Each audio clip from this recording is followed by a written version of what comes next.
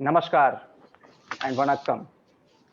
India is a country teeming in youth with 75% of people below the age of 40 years, while 34% of India's gross national income is contributed by the youth.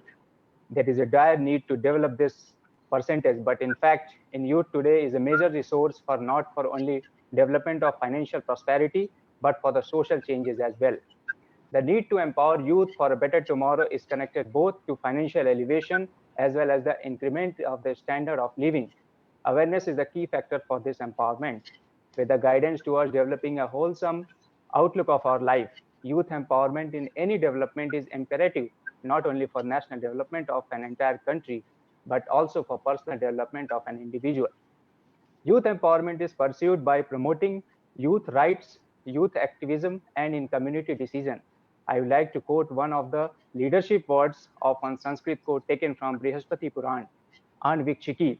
It means systematic thinking. One should know how to organize the thoughts and be clear what to do and what not to do. This leads to the right action, which provides the right results. Pradipah sarva vidyanam upayam sarva karmanam ashraya sarva dharmanam shashwad anvishiki matah. Anvishiki is ever thoughts as the lamp of all sciences, all the meaning of actions, all the support of all the laws and duties. A very good morning to one and all our distinguished guests, my colleagues, my dearest students, ladies and gentlemen, and if I'm missing out anyone, to all the esteemed participants of this webinar. My name is Dr. Sudhir Kumar Chaturvedi, faculty in the Department of Aerospace Engineering, and along with me, we have Professor Sunil Rai, Vice-Chancellor, UPES Dehradun.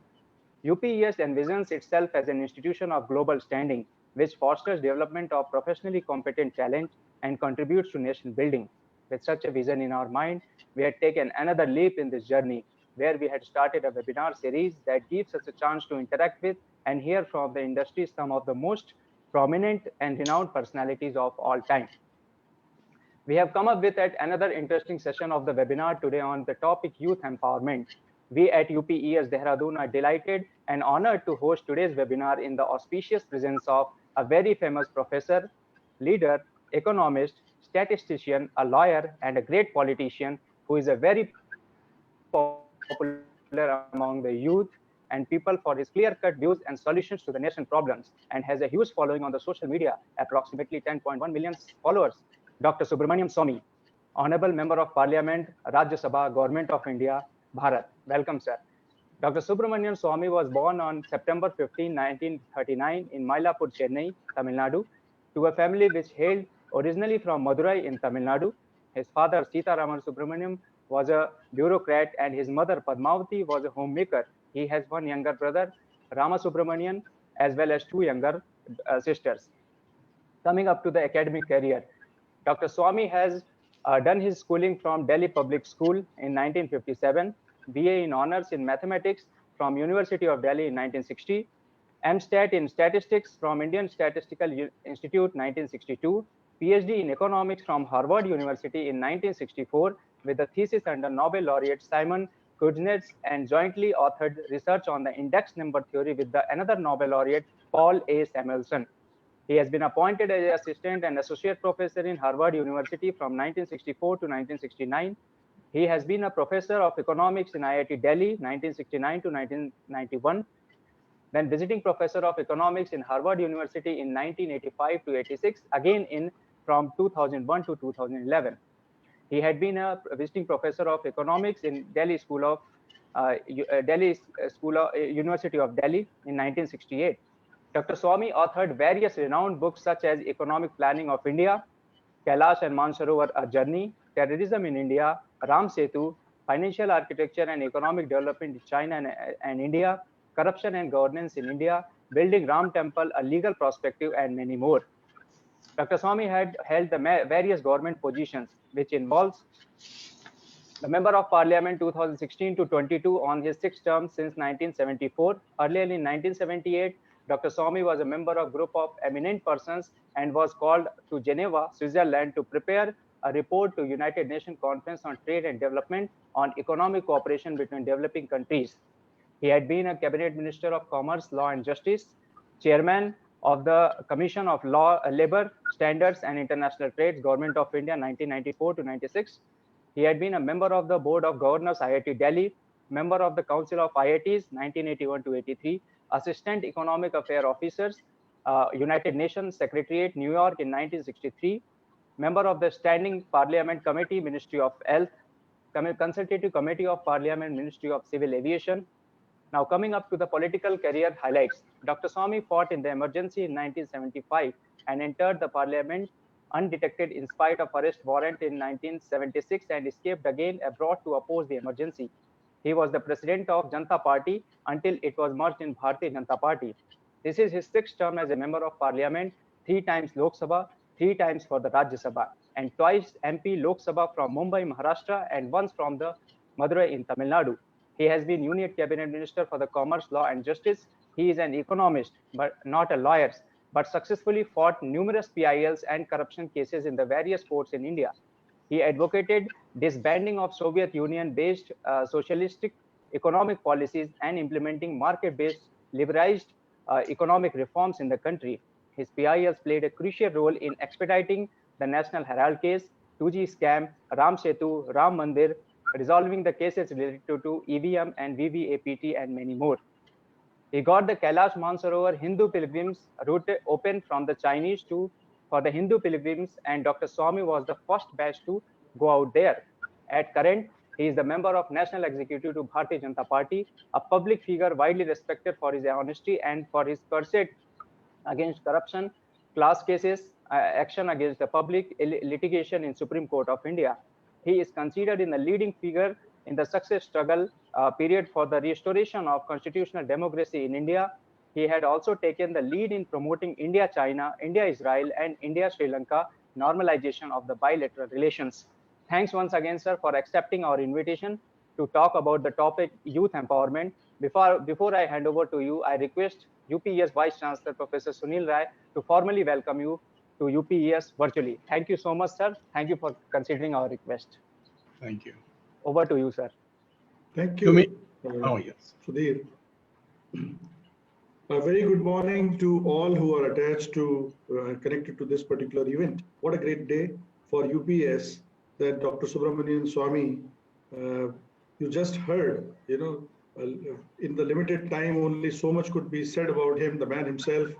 And we are certainly honored and privileged that sir has agreed to join our efforts in empowering the youth by sharing his thoughts, which you will soon be treated to. I will just make a few comments, sir, because I had the honor and privilege of being on several platforms with Dr. Subramanian Swamy. You heard a detailed account in very brief. And so I would just like to make some comments based on my interaction and what the whole nation knows, the world knows about Dr. Swamy himself. The first thing that amazes me, that actually encourages me to look at whatever Dr. Swamy is doing, is his crusade for truth and justice. And I think no better time than this, and that the youth of today understands this whole aspect of crusading. I mean, this truth, it is not only for social issues, but also for economic issues.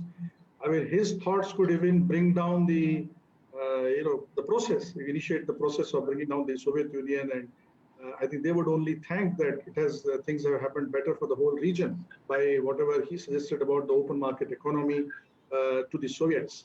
And then, and his development, or his books on development, all those that he has been talking about. So he has been a masiha, if I may say, for those who really need, whether it's an economic need, it's a need of esteem, it's correction of illogical social practices.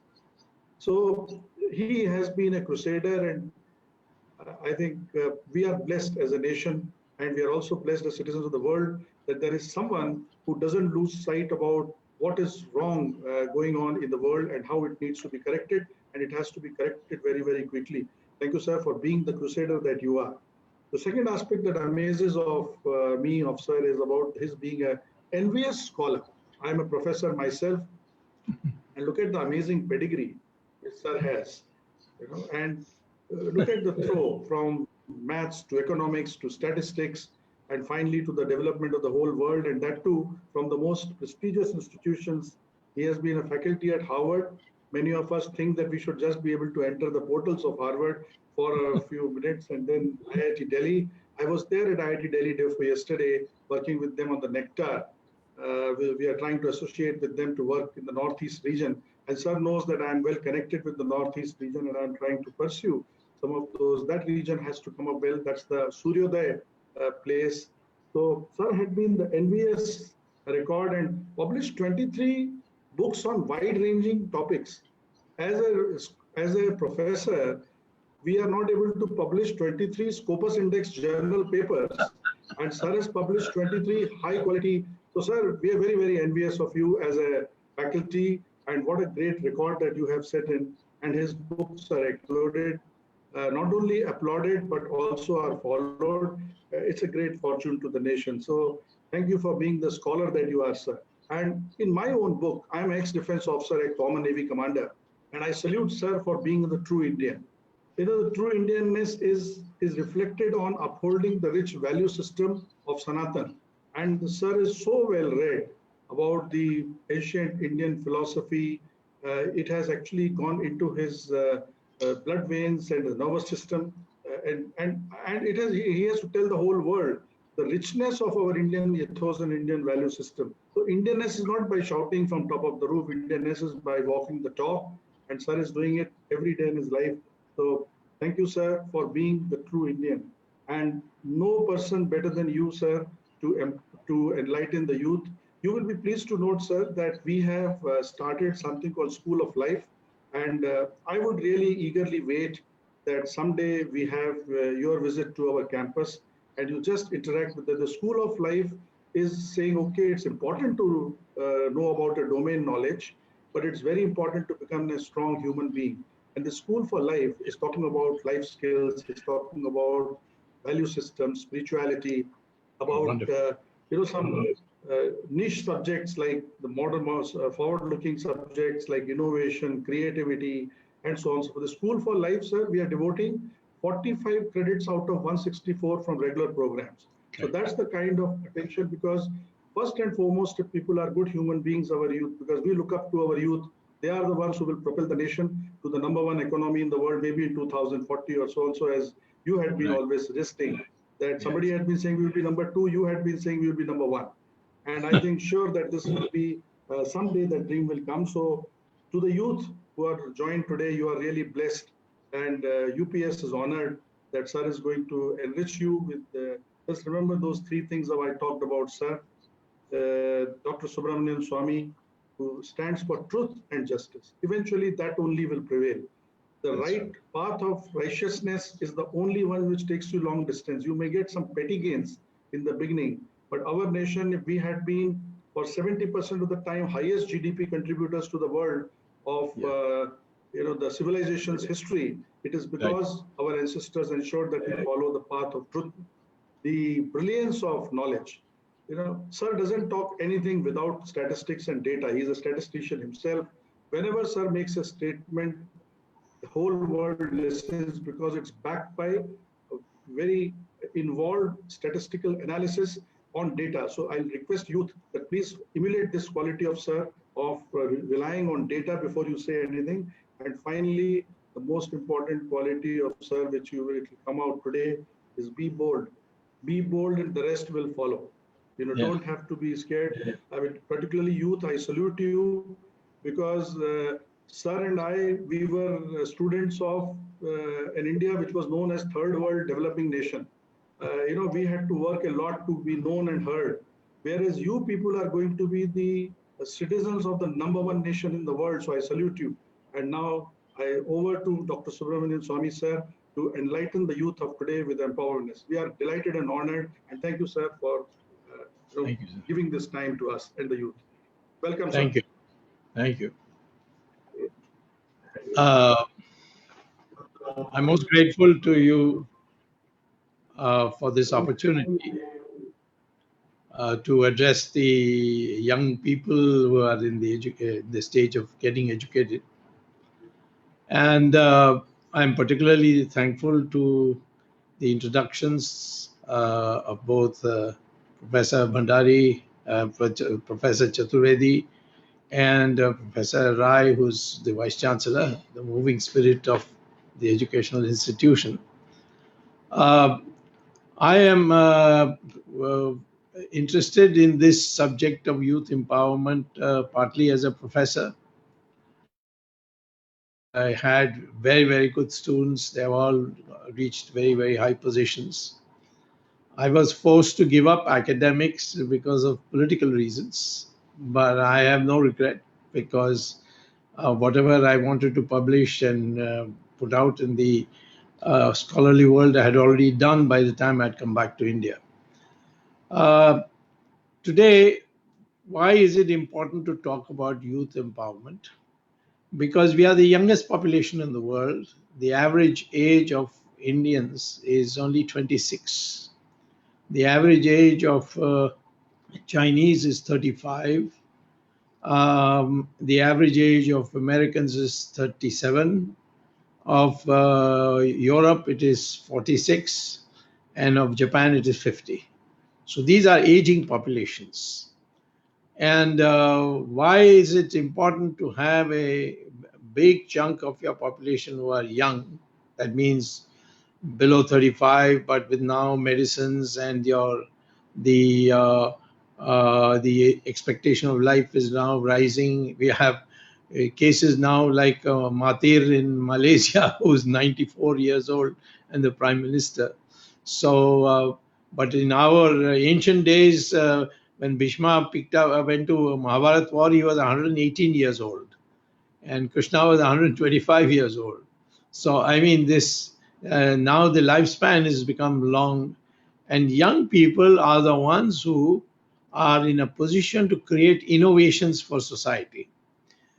Economists have now concluded for the last 20 years, that has been the major conclusion, that economic growth is not so much more capital, more labor. It is more innovation. Innovation is the one that accelerates growth rates. The growth rates today that we, commonplace of 10% growth rate is because of innovations. And innovations brought in industrial revolution, that is the innovation of locomotives, innovation of Bessemer blast furnace for steel, and then on wireless, then on telephones, and then on finally in internet. And these innovations are continuing. And invariably, the innovation is by those people who at the age, and when they were young, they were motivated to go for that. So when you say youth empowerment, there are two aspects. One is your individual empowerment, and the other is the social empowerment. So consequently, I will today speak to you about individual empowerment and briefly about social empowerment, because that comes if there's individual empowerment. Individual empowerment comes because of the fact that youth, which is now in the range of, I would say, 16 to 35, sometimes now it has been expanded to 40. There are politicians who are 50 years old and they say we are the young leadership of the party.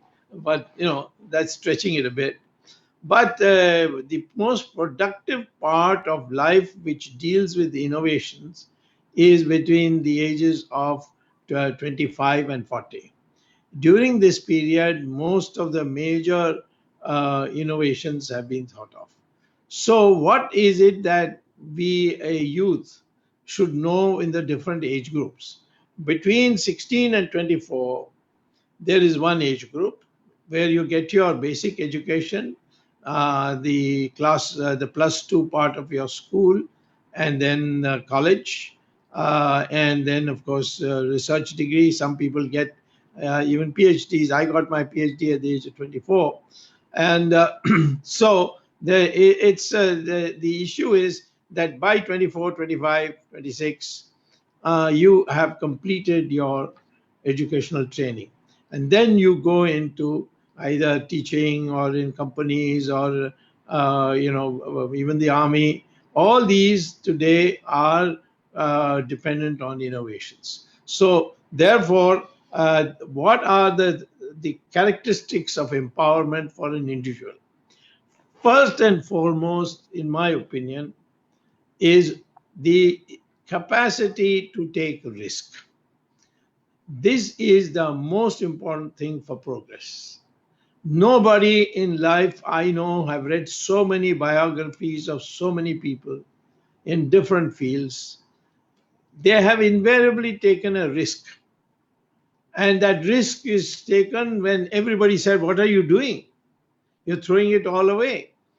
And doing into this, you may not succeed," etc. The latest example, which is much discussed in American universities, is that of Bill Gates. He was a student at Harvard.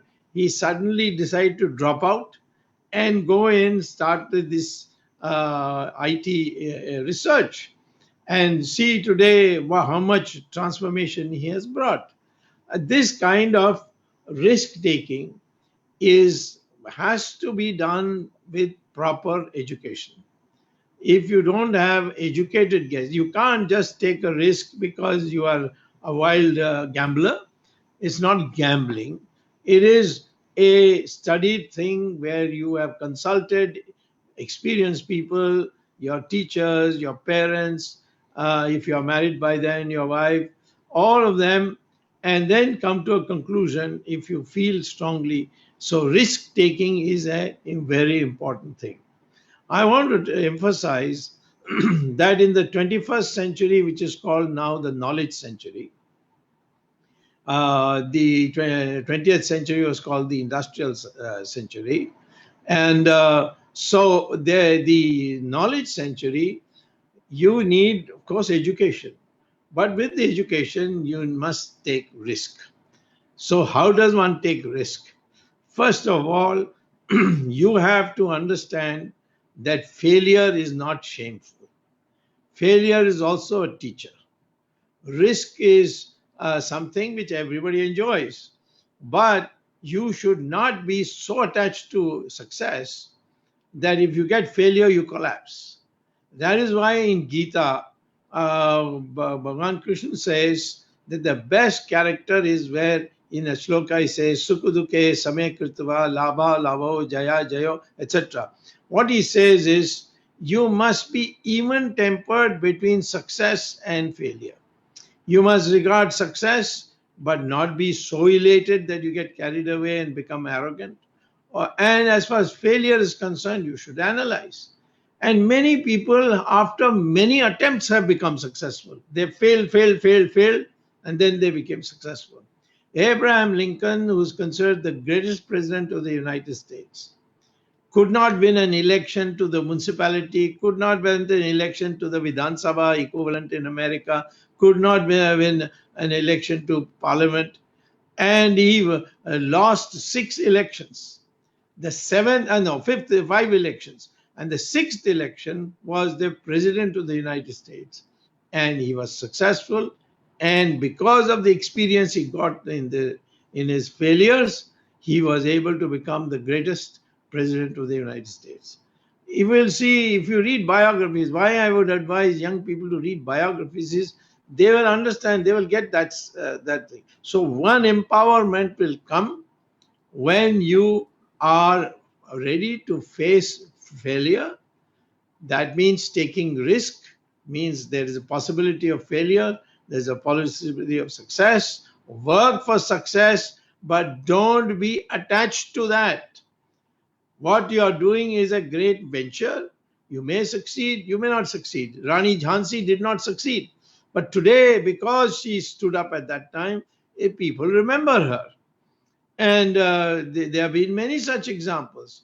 We remember people who are successful like Shivaji or Rana Pratap or the Ahom dynasty in Assam or Guru Gobind Singh or in Tamil Nadu, the Cholas and the Pandyas. So, but at the same time, in our society, we respect also those who tried and failed. And therefore, failure is an education. And this is the way in which you make it progress. So during these stages of life, for 16 to 24, then in a question of when you start working in a university or a research laboratory or whatever, that age is formative age is 25 to 34, and then 35 to 40, 35 to 45. This is the period when you are most able to take risks and then make up for it in case you have a failure, and convert it into a success in some other form. So youth empowerment, therefore, involves a number of intelligences. Intelligence is not one-dimensional. So far, we have regarded intelligence as simply cognitive intelligence. I know physics, I know mathematics, I know this, I know that. In various fields, you become a specialist. That's called cognitive intelligence. But in life, to succeed, you need more than cognitive intelligence. The most brilliant people are not socially successful, are not likable. So you have, in order to sell your ideas, in order to persuade people to follow your path, you have to have what I call as other dimensions of intelligence.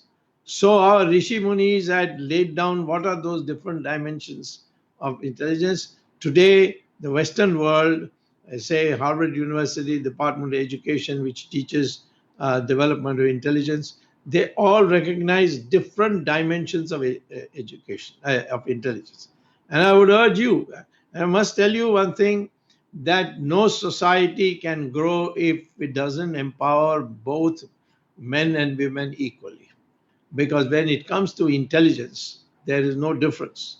In fact, it may be that women have more intelligence, because in our Hindu religion, we have Brahma once had to select people for important positions. So for education, he selected Saraswati. For finance, he selected Lakshmi. And for defense, he selected Durga. Men had to fall at the feet, male gods had to fall at the feet of Durga when they found that they couldn't defeat the Asuras. And she had to take the form of Kali and finish off those Asuras. Women her personality was so strong that when Draupadi was humiliated, she ensured that it will end up in a war where she would take her own revenge. Sita was one who never bent. She never yielded. Even when Hanuman came to her and said, I can fly across with you on my shoulder and take you to Rama, she said, no, nothing doing. It's not only a question of my life. So many women's lives have been ruined by Ravan. So Ram must come here and finish off, kill Ravan, then only I will go back. These are the things which are not taught. There are today various parts of the world where women are not even allowed to show their face, and they are treated as just for producing children.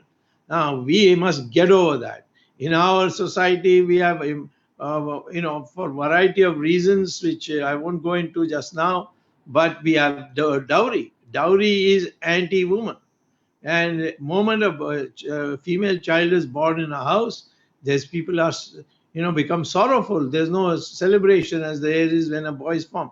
These are all bad. These last 1,000 years of foreign invasions and occupations and exploitation, we have developed some vikriti, as it's called, negative qualities, which have to go. You have to treat women equally. You must treat them as intellectual equals because they're capable.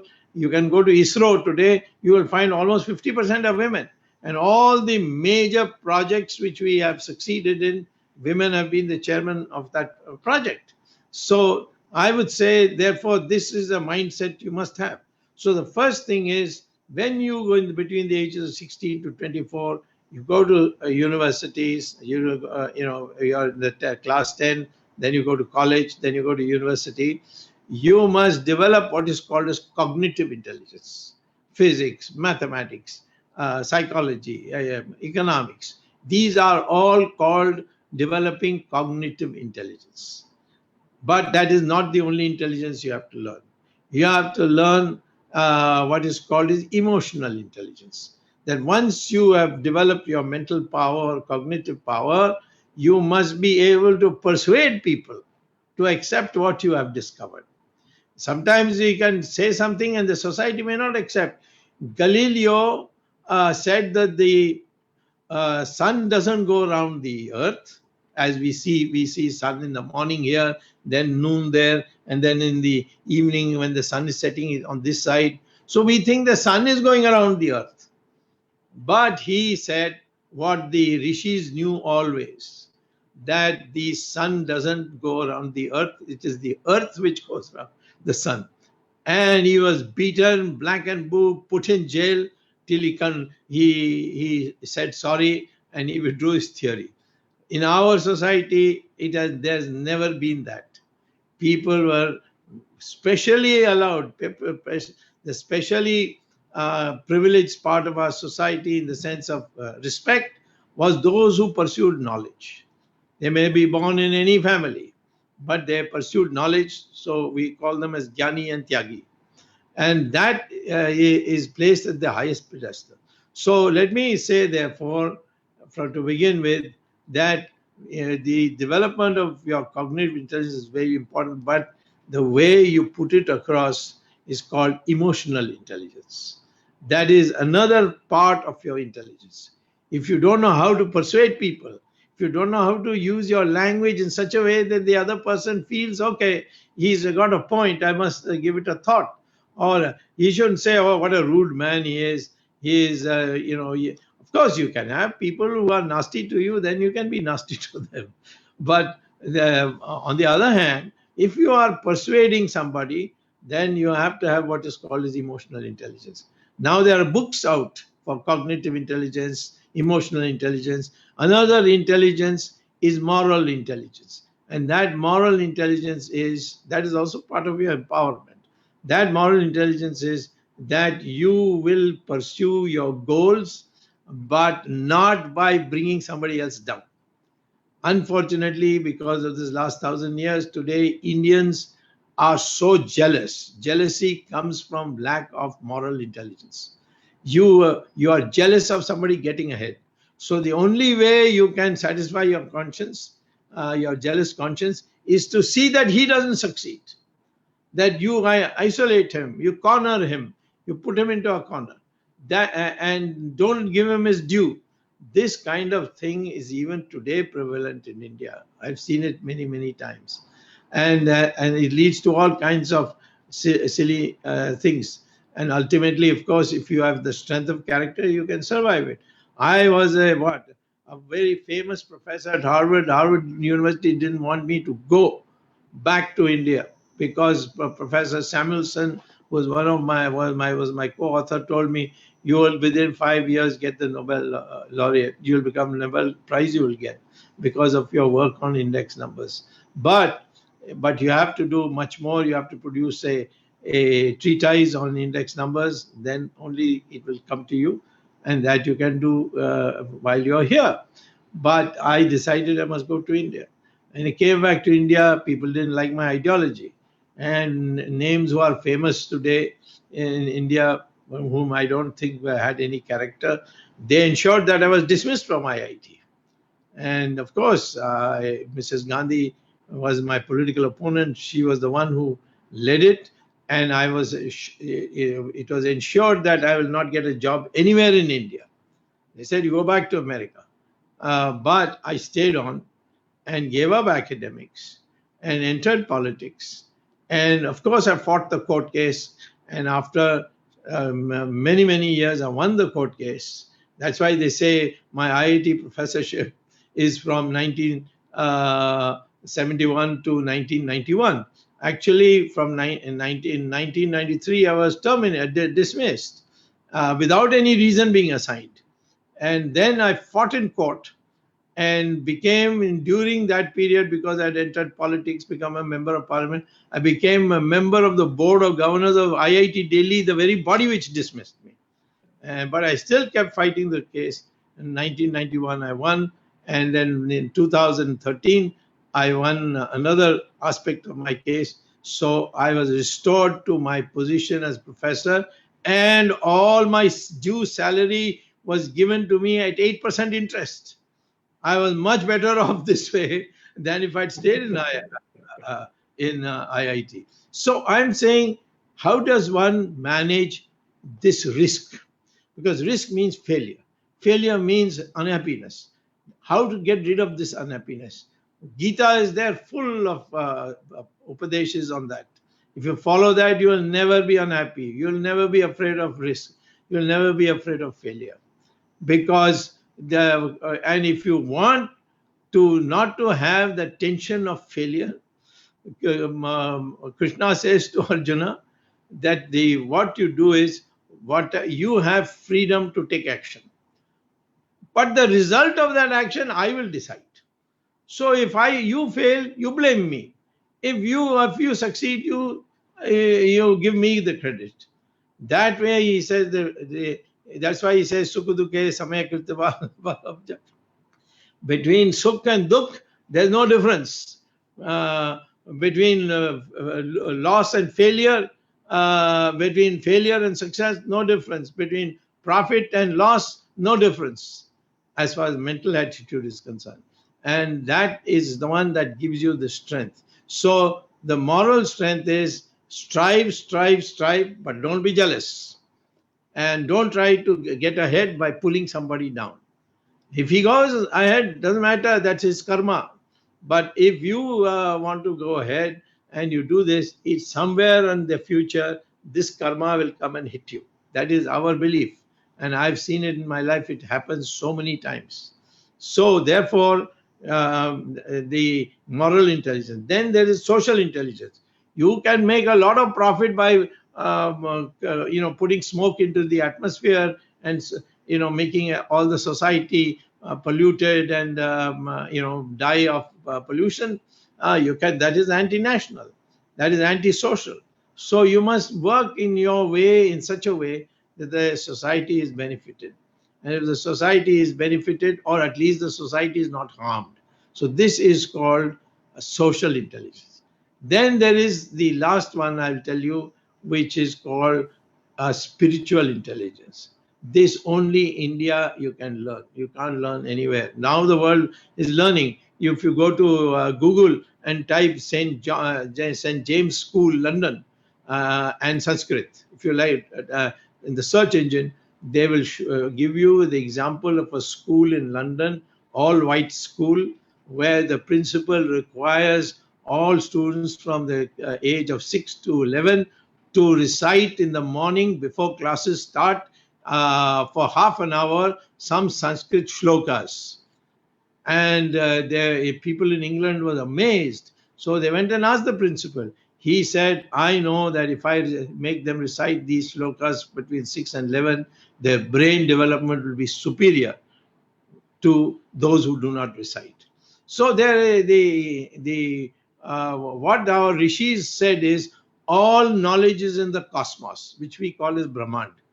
And if you want to be a genius, then you must meditate, train your mind, because your brain has a Wi-Fi in it. And with that Wi-Fi, connect to the Brahman. Then all the knowledge will be downloaded by you.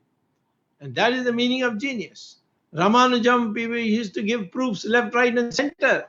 And people asked him in England, Hardy and all these famous mathematicians, how did you get all these answers? You don't even tell us which steps you have taken. Please show us the way you got. He said, I can't show you because in the morning I meditated and Saraswati took me to the Brahmand, and from Brahmand it came to me. So there are examples of this. So how do you get that? You can only get by meditation, which means good habits. This present youth going to nightclubs and so on, you're never going to make it big in society. You have to have some self-discipline. You must not try to change your mood by these drinks that people take.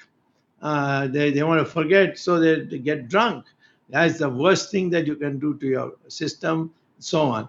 Eat well. Although I would say that because of our recognition of our rishis of tamas food and so on, vegetarian food is the best, but there's nothing against non-vegetarian food, provided it is, hygienically produced. But at the same time, mind, the steadiness of the mind comes basically from eating non-tamas food. So all these have been prescribed. So number one, cognitive intelligence. Between 16 and 26, please, 24, please be serious about your studies.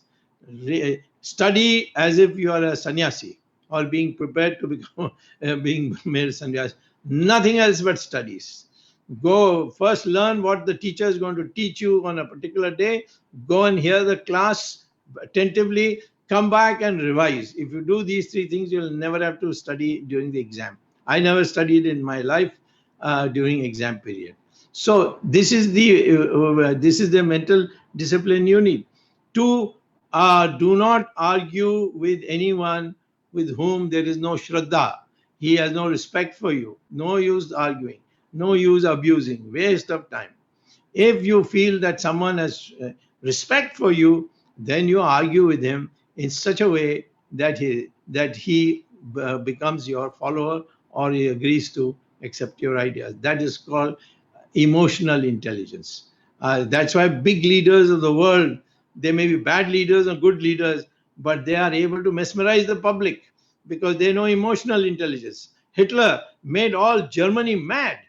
People wonder how can people have followed such a rascal like Hitler, but he was able to mesmerize them. That's called, he had emotional intelligence, but he misused it. Then moral intelligence, social intelligence, and spiritual. These five should make you empowered individually. Then it comes on society. Society, respect other people's achievements. Don't be jealous. Learn to unite on the basis of the fact that we are all equal.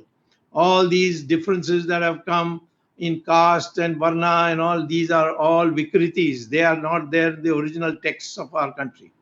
We are the same people. If you measure our DNA, every Indian, whether he's a Hindu, Muslim, whether he's North Indian, South Indian, this bakwas that the British have foisted in our minds of Aryan, Dravidian, all these are all bunkum. We are the same DNA. We didn't come from anywhere else. We are of this soil, and therefore we are the same people. And given the same opportunities, we'll all be the same. So youth empowerment, number one, your own empowerment, and that means not only your intelligence development, but your emotional development, your moral development, and your social development, and finally your spiritual development. These five will make you empowered, and then you bond together as colleagues. If somebody gets ahead of you, appreciate him, and don't wish him ill luck. There are some people who do tantric puja to harm people. If you go and find out, ultimately they are the ones who are hit by it. So don't wish ill of anybody.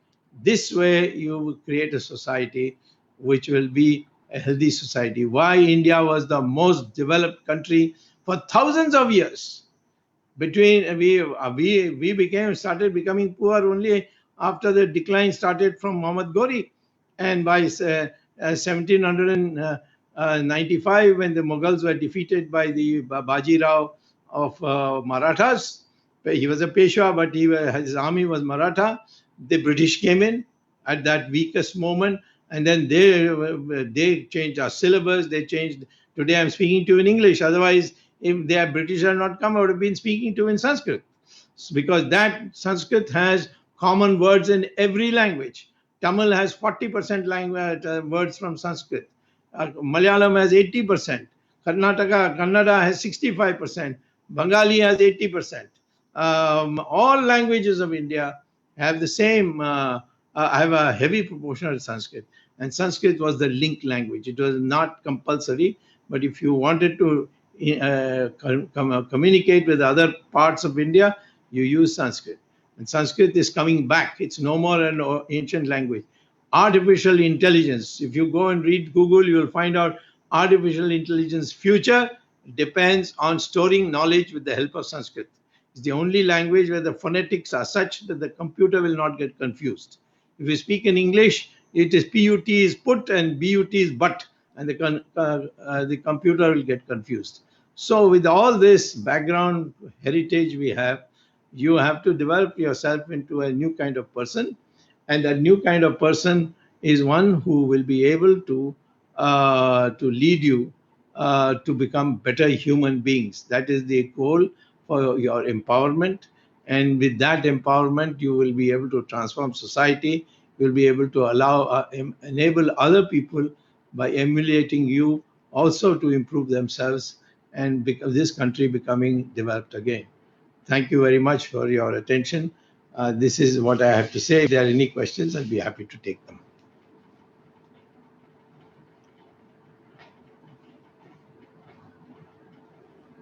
Thank you so much, sir, for enlightening us for such a wonderful starting with the Bhagavad Gita, Krishna saying, Rama saying, everything you have involved in this particular lecture. We will take some of the questions from audience side. Sir, there is a question. Yes.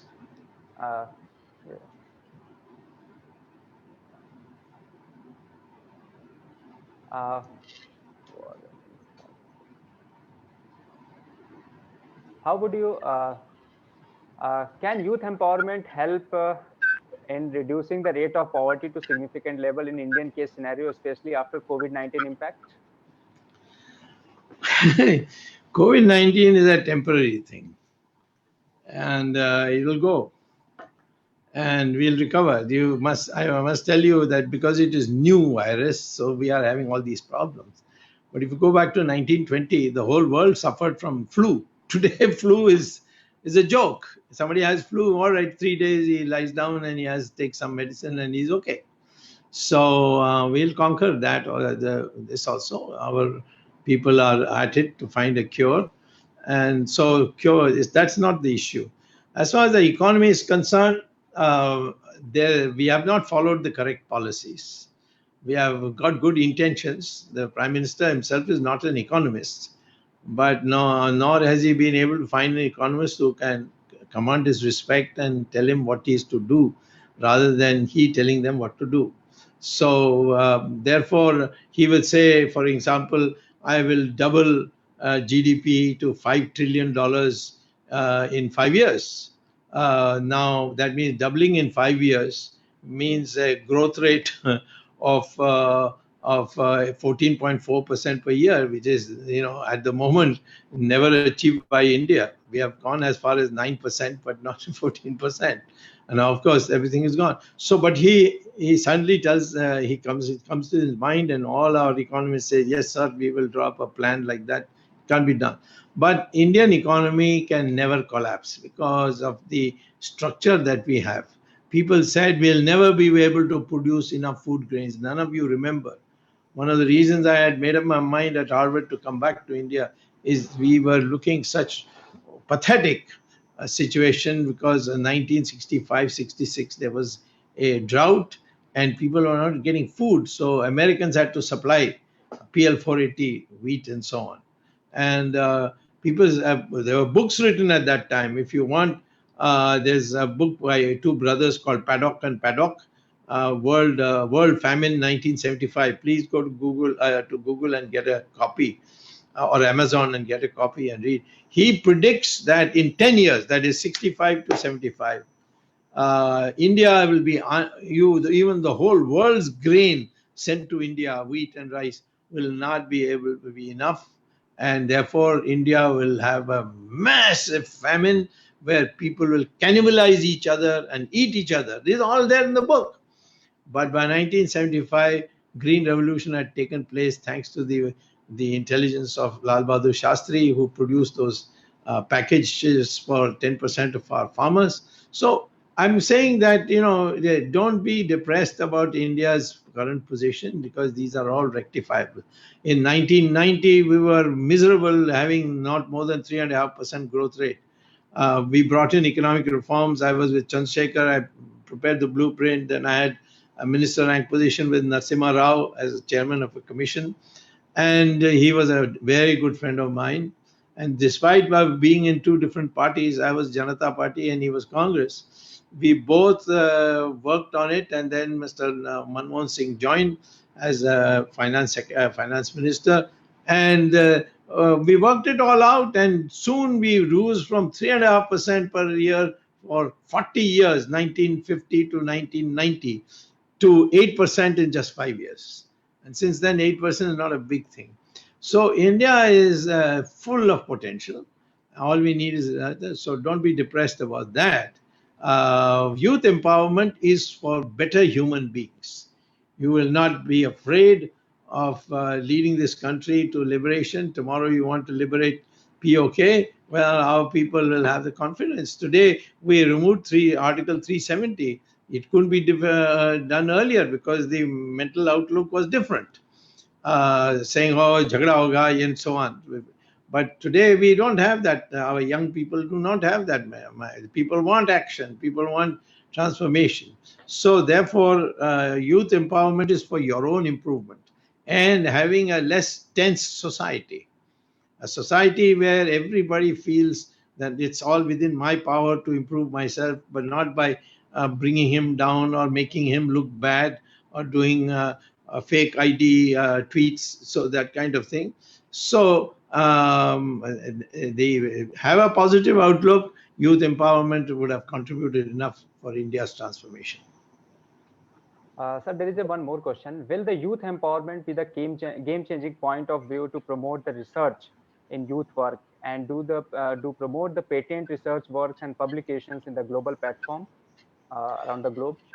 Absolutely. See, what today, if somebody were asked me, what are you going to do for solving a water problem? Because there is a water problem everywhere. I would say desalinate seawater. There are Indians who have demonstrated this. In Kalpakam nuclear facility in near Chennai, the municipality of Chennai said we can't supply enough water for your residential colonies. So the Atomic Energy Commission decided to desalinate seawater. They took seawater, removed the salt from it, and produced drinking water. And lo and behold, today the only place where where in your house you can turn the tap on and get water 24 hours a day is in Kalpakam, and not anywhere else in Tamil Nadu. And similarly, in Jamnagar, the Reliance has a factory for producing oil. And the Jamnagar municipality said, we can't give you so much water. So because we don't have any. So they put a desalination plant. And desalination plant now not only produces water for the factory, but they also sell that to the municipality of Jamnagar. So every problem has a solution. We are importing so much crude oil from abroad. 80% of our crude oil is coming from abroad. But if we do the research on hydrogen fuel cells, then cars will run on hydrogen fuel cells, which means just overnight electricity.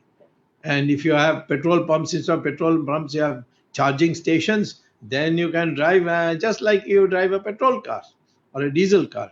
So these innovations are things that others have discovered. The Israelis discovered desalination, which others are using today. Our people should be motivated. We have 60% of the world's thorium, but we are not able to convert this monazite, which you get on the seashores of India, from monazite to U-233, uranium-233, because we haven't done the research for the technology.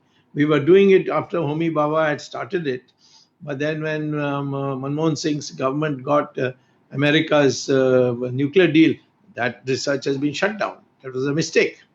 We should now concentrate, because uranium will be exhausted in another 30 years. Then the whole world is going to go for uranium. So let us be ready for that. We don't need oil. We can use other, the crude oil is not necessary if you are going to produce hydrogen fuel cells. So these innovations are ways of doing it, and our people can do it, but we must have motivation. You can't blame today's deans and vice chancellors and so on. They have come up under very difficult circumstances. You get empowered, you start thinking, and then you get a position, then you do it. So India is should never have any problems whatsoever. We've got a large country. We have 12 months of the year we can do agriculture, but only, instead of growing 3 crops a year, we are growing in only 25% more than one crop. We are producing the cheapest agricultural products: wheat price, rice price, vegetable price, milk price. All these are 1/10, 1/5, 1/4 of what is in the international market. But we are not able to export it because we haven't focused our attention on developing agriculture to become a modern sector. Instead of, all we have been doing is giving some manrega or some subsidy or something like that. That is not going to transform agriculture.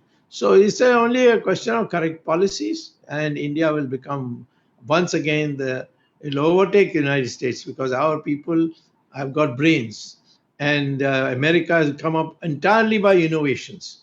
Our people can also produce those innovations. Even in a limited way on software, we are today ahead of America. So therefore, don't be pessimistic about our current situation.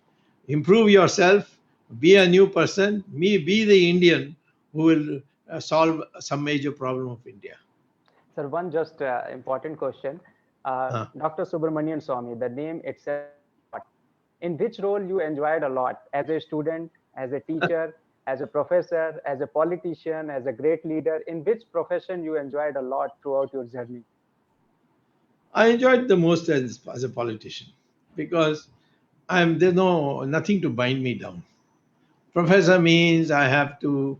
I mean, I like being a professor, and I still, when I address audiences, I address them like professor. I study the problem, I think of things and tell people, not just whipping up emotions. I tell them how to defeat China. I write articles on it. So.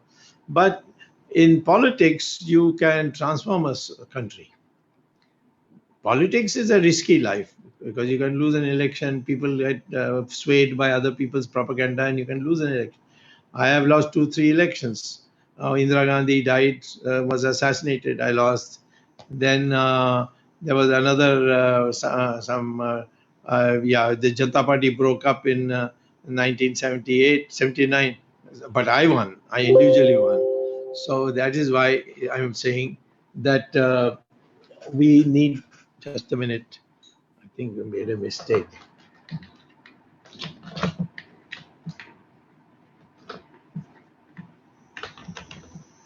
Yes, sorry. The battery was down. So this is the thing. I personally like politics, but politics is a risky life, and you must have your family support for that. I have done it without being corrupt. I have caught corrupt people. Nobody has ever been able to even lay one finger on me. So still I have won 3 times to Lok Sabha without spending any money. People say, oh, election is so expensive. If you have worked for the people, and the people are sure that you are not doing this for yourself, they will be given up something to come. Our country values sacrifice more than any other country. That is why Mahatma Gandhi wore langoti and went around. People used to say, what is this fellow? The Western countries used to make fun of him. They called him a naked fakir and this and that. He said, I've been a great barrister. I could earn crores and crores, but I gave it up for India's freedom. And I'm going around in langoti because the cost is minimal. Then people said, oh, ye to tyagi hai. So the Jnani and Tyagi combination is what the original Brahmins are. Today people say Brahmin because my father, mother were Brahmins. That's not a Brahmin. Brahmin is a Jnani and a Tyagi. He can be from any any family, any caste. For example, Vishwamitra was born in a Kshatriya family. Kalidas, the greatest poet, was born in a Vanavasi family. Veda Vyasa, who wrote the Mahabharata, he was born, his mother was a fisherwoman. So, I mean, we have got ossified. It's all become rigid. So, today we can't improve the caste system, we have to abolish it. And we have to regard everybody as equal. Ambedkar has proved that you can come from the poorest scheduled caste family and he became a Mahapandit. And he was superior in intellect to almost everybody. So therefore, I think this is the way you can get out of these mindsets. And this mindset, we need a new mindset. Thank you, sir. We have a limited time. Now Yes, I would request our Vice-Chancellor, sir, to conclude the session. Yes. Sir, over to you. Thank you very much, sir. And all will agree who have been connected. What a beautiful session that we have had. How logically sir has explained. In fact, I have made my notes. And sir, I used to wonder as to when I talk to my students about School for Life, which I submitted to you, and I'm really waiting that you should kindly come and bless us here whenever these situations improve in the country. We will try and work out a schedule. Is basically those items that you said about the various kinds of intelligence. You know, these people had been actually getting lost in the jargons of EQ, IQ, SQ, but so beautifully you have explained and correlated them as to why it is needed. It was so highly motivating. And I could also see the traces, sir, that you also respect the Indian youth the way I do, because we know that if there is someone who will take us out, you know, what the crusade that you started, because I think from 50s to 90s or early 2000, we had a very terrible time because of corruption and things like that, that we lost all that we could. But I think I find the youth less corruptible. They are able to see purpose much better than what possibly we saw. I admit to them. And therefore, today's session of yours has been enlightening and a path-showing session. And I'm going to include these 5 aspects that you talked about in one of the communications of School for Life, where the young children who come, just follow these. Thank you very much, sir, for enlightening us. And we will look forward to more and more of your guidance. And I look forward to your trip to our university as soon as it is possible. Thank you very much. Shraddha and Naman. Thank you, sir. Thanks to all the audience who are present. Thank you, sir. Okay, bye.